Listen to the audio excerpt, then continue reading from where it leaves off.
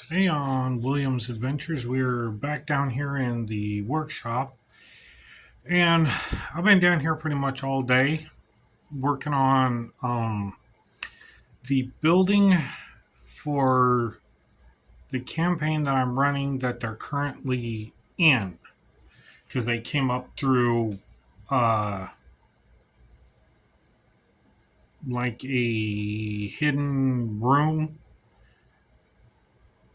from the sewer. And so I'm going to turn the camera around, kind of show you what I've been doing today and my ideas, and then there will be a picture of this building that I'm building, and I am building it to miniature scale. Oh yeah, it's big. So I'll go ahead and do that. All right. So what I initially started off with was I took some gray paint, added a little bit of blue to it, and added a different shade of blue. And then I mixed up the dungeon, or painted it, dry brushed the dungeon tiles to give them some definition. And so I'm really happy with that. Those are currently there. So I need to see how big the room was and its uh, width and everything. But what I decided to do is I grabbed one of my totes and actually put starting to put the miniature, come around here so you can see the miniature terrain into it, as you can see here. Here's the rest of the dungeon tiles, and let me pull some of this out so you can see. I dry brushed up like the walls to give it so you see the definition. I did both sides, I think. And this is kind of drying up. Let me get a bigger one. There we go.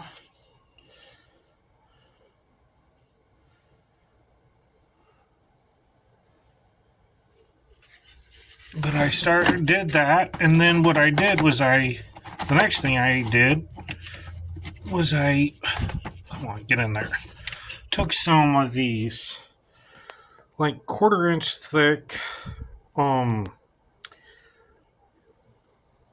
wood. I don't even know what it is. It's just 1/4 inch thick sheet of like plywood. But it's like really smooth, and I cut up 3 inch by 3 inch squares. Laid out a grid pattern on both sides. This way I have two different types of wood. It's like here's a big grained wood, here's a fine grained wood, so that they could have their miniatures on there, and I have several stacks of those. And then I also took and painted up the door. I liked the light wood color of this. Oh, jeez. Oops.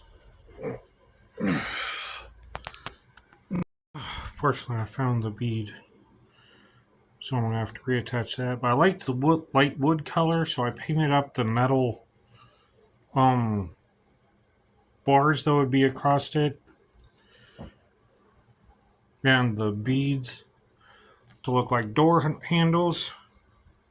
Then I kind of cleaned up my work area, brought down a small heater, and I know you can't really see the building, but here's the main house is right here. The manor house is this big area. Then there's some storage room over here that extends over into here, and they basically came up over in here. And right now there's a hallway right here.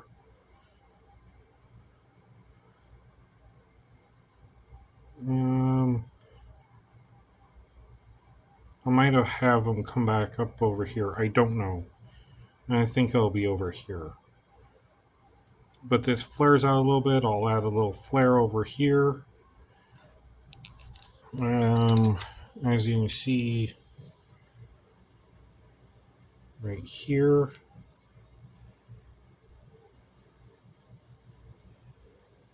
Yeah, there we go. I'll have them come up here, and there's a storage room that's 10 by 10, and then there's a hallway right here, and some doors. Because this is the latrine, and then this is like another room here, right there. And then I'll have this as another big storage room or something like here. Maybe a library, I don't know. But this is several stories tall. I have the picture. I will put it up right here basically. But what I'm started to do was I had the really big U-Haul boxes. They're nice and thick. As you can see here, they're about a 1/4 inch thick. And what I did was I started building this main room here. And this is here, and it is 12 inches wide and 18 inches deep. And the main building is 2 stories, or the main house is 2 stories. The manor is like 3 stories tall, but there's like a main part of the manor and then a roof or a ceiling, and then there's like bedrooms upstairs and stuff like that. Oh, that's what I'll do. I'll have the kitchen here. Yeah, this will be the kitchen.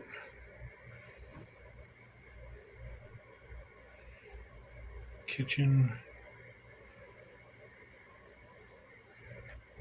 Alright. We'll go with... Yeah, I'll detail that out. But then... This is going to be a window I gotta cut out. And then it is a roof that comes up to a point here. And then another roof which goes back there. And this is 2 inches tall, so I don't even know. Yeah, 2 inches tall. So it is 20 feet here. And this one is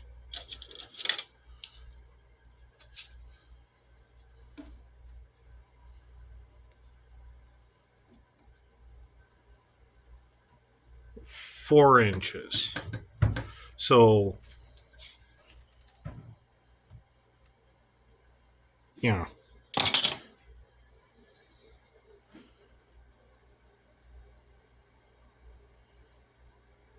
Oh, wait a minute. It's 1 inch is 5 feet. So this here is 10 feet tall, and this here is 5 feet with these roofs added on. And then there's a room which comes out here that has another roof. So that's currently what I'm in the middle of doing. I also cut up a thinner, very thin, another set of cardboard for shingles. Because what I'm going to do is lay a cardboard sheet along here to have that curve in there. On each side, put the shingles on, and then put the ridge runner that runs down the middle. And then what I'm going to do is probably put a angled piece in here, and then do a roof support in here. This way I could take this roof off too. But yeah, this is just the main part of the room. And like I said, you can see that it's a foot wide and, well, 18 inches long. So yeah, it's pretty big. And then the manor house is even bigger, and it goes off over this, would be this direction. Because this window here is right here. Because this is like a little grate that lets light into the basement. So it's right here.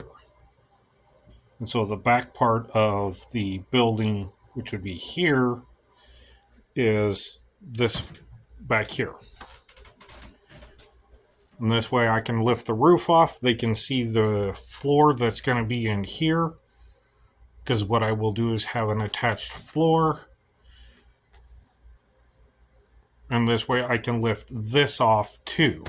And then what I'll do is I'll put a base under here. And so they can see the base for under here is going to be these tiles. Because this part of the house is stone base. The main part of the manor is wood base. Here. Well, I might have stone base. I don't know. It just depends. But the second floors will be wood because that was quite common for medieval buildings. So that's what I got going on here. Alright. Well, thank you for joining me today on William's Adventures, and let's go on an adventure and create something new.